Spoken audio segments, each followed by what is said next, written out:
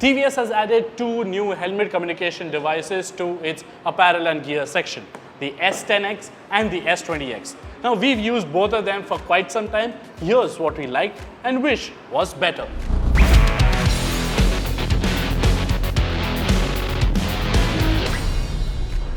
Now the speaker sets that you get with either remain pretty much the same, and they are pretty thick. So in case if you're using a sporty helmet like I am, chances are that a few hours into the ride, it feels a little irritating, especially surrounding your ears. Perhaps a slimmer dimension or a slimmer proportion would have definitely been appreciated. The volume control setting on the helmet communication device is independent to the volume settings on your phone, or at least that is the case with the iPhone. So there are sort of two levels of volume control, which could have been completely eliminated if the up or down buttons would have corresponded to the volume settings on your phone. Now this is a dislike only for the S10X, as it being the more affordable version of the two gets only one-to-one device communication settings. So in case if you have a group of buddies who have S10Xs, you will only be able to connect with one of them. And that too acts like sort of a call, so there will be no music playing once the connection is established. For a seamless intercom experience, you will have to opt for the S20X.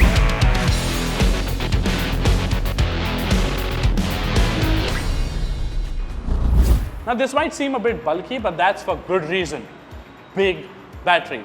Now I have used it on a fair few trips and rides, and during one particular ride from Pune to Goa, I had charged this device fully the night before, and this lasted me the entirety of the trip. That is going to Goa, coming back to Pune, and it also lasted me the 4 days that I was roaming around in Goa.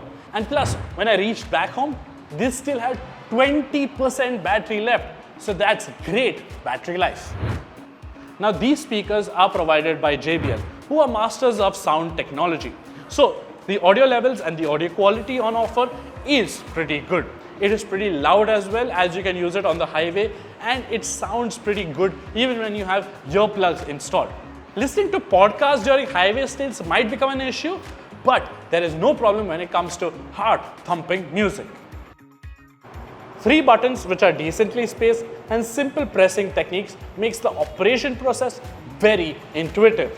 And plus, even invoking voice assistance apps like Siri is simple by pressing this center button twice, which is an easy affair.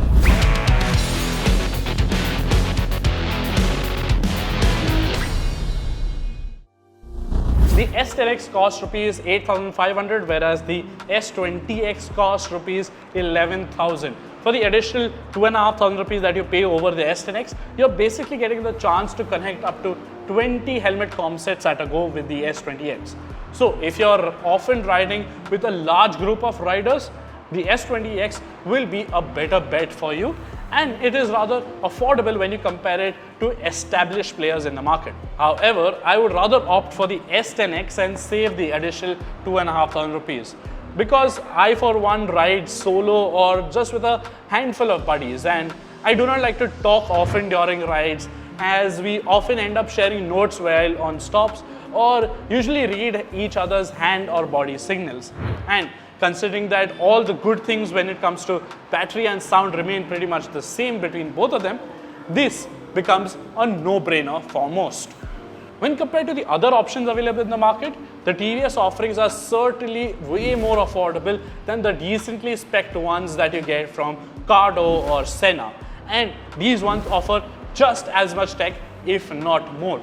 And when compared to certain Chinese or Southeast Asian sourced products, these should definitely last better, because in our experience with those products, they do not quite tend to last that long and are also not quite as great when it comes to sound quality or battery life. Now the only good alternatives when compared to these products in the same price range is the Parani A10, which costs 8,000 rupees, which is certainly a lot more affordable than the S20X.